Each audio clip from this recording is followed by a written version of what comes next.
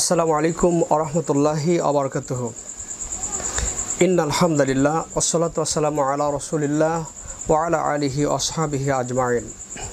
সুপ্রিয় দর্শক মণ্ডলী, আজকের আলোচনার বিষয় হচ্ছে ঈদুল আজহার সালাত কিভাবে আদায় করতে হয়।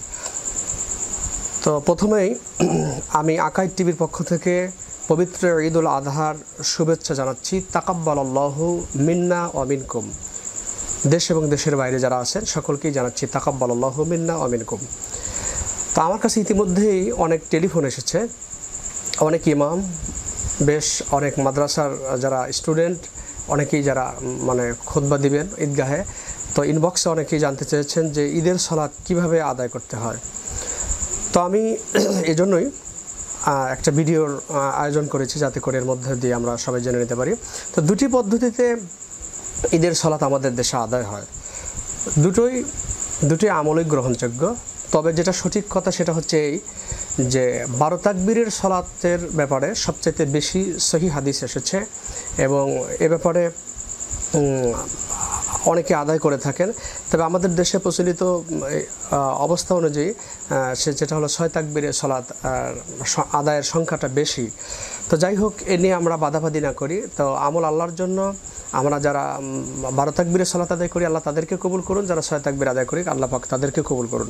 তো আমি এ বিষয়ে এখন 6 তাকবীরের সালাতের আদায়ের পদ্ধতিটা বলছি। সেটি হচ্ছে, প্রথমেই নিয়ত করার পরে তাকবীরে তাহারিমা হবে। প্রথম তাকবীর হবে আল্লাহু আকবার বলে ইমাম সাহেব হাত বাঁধবেন। তো আপনারা হাত বাঁধবেন, হাত ছেড়ে দেবেন না।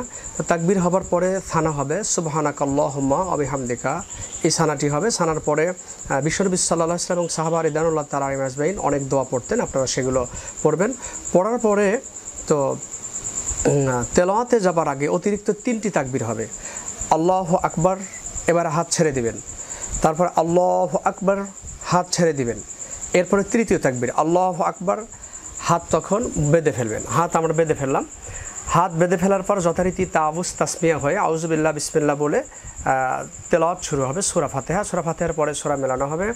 যথারীতি দ্বিতীয় রাকাতও এরকম আদায় হবে। দ্বিতীয় রাকাত সালাত আদায়ের পরে এরপরে দ্বিতীয় রাকাতে রুকুতে যাবার আগে অতিরিক্ত আর 3টি তাকবীর হবে। সেই 3টি তাকবীরে হাত বাঁধা যাবে না, ছেড়ে দিতে হবে। আল্লাহু আকবার, হাত ছেড়ে দিবেন। আল্লাহু আকবার, আল্লাহু আকবার। তো যথারীতি এই তাকবীরগুলোতে মুক্তাদি এবং ইমাম যিনি থাকবেন 3 তাসবিহ পরিবার ন্যূনতম অপেক্ষা করবেন এবং সময় দিবেন। এটা তাদিল আরকান করতে হবে। তারপরে চতুর্থ তাকবীর যেটা, সেই চতুর্থ তাকবীর হলো রুকুতে যাওয়ার তাকবীর। আল্লাহু আকবার বলে ইমাম রুকুতে চলে যাবেন, আপনার রুকুতে চলে যাবেন। এই যে রুকুতে যাবেন, এই রুকুতে যাবার পরে যথারীতি আবার রুকু থেকে উঠে আমরা সিজদায় যাব। সিজদা থেকে দ্বিতীয় রাকাতের বৈঠকে গিয়ে তাশাহুদ এবং দরুদ ইব্রাহিম, যেটা সালাতে আমরা পড়ি আল্লাহুম্মা সাল্লি আলা মুহাম্মদ, এরপরে দোয়া মাসুরা পড়ে ডানে বাঁয়ে সালাম ফিরিয়ে সালাতের কাজ আমাদের শেষ হয়ে যাবে। সুপ্রিয় দর্শক মণ্ডলী, তা আজকে আমাদের এ পর্যন্তই। তা আমি সকলকে বিনম্রভাবে অনুরোধ করব, তো 12 তাকবীর কি 6 তাকবীর, এ নিয়ে আমরা বাদাবাদি না করে, মূলত যারা 12 তাকবীরের সাথে আদায় করছি তারা সহি সালাত আদায় করছে, ভালো আলহামদুলিল্লাহ। যারা 6 তাকবীর আদায় করছে তাদেরকেও আপনারা এই ব্যাপারে এরকম না বলেন যে তাদের সালাত হচ্ছে না, এটা বেদাত হচ্ছে বা বেদাত করেছে, এরকম কথা না বলি। আল্লাহ রাব্বুল আলামিন আমাদের সকলকে বুঝে রব্বুল আলামিন আমাদেরকে আমলের তৌফিক দান করুন এবং আমাদের দেশে এবং বিদেশে যারা আছে সকলকে আবারও আমাদের প্রিয় আকাইদ টিভির পক্ষ থেকে তাকাব্বালাল্লাহু মিন্না ওয়া মিনকুম অর্থাৎ ঈদের শুভেচ্ছা জানিয়ে আজকের আলোচনা এখানেই শেষ করছি। আসসালামু আলাইকুম ওয়া রাহমাতুল্লাহি ওয়া তাআলা বারাকাতুহু।